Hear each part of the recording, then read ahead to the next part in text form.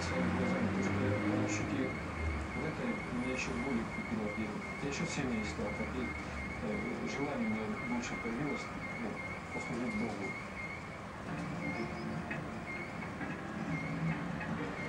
Олег Редик. Этого сержанта разведчика я помню здоровым и полным сил. Именно так он возвращал на своем сухоходе. А потом мужчина пробился с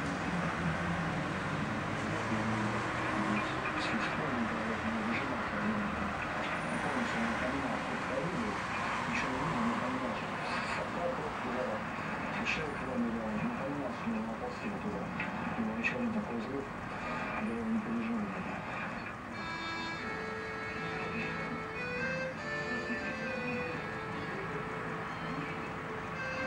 Олег был тяжело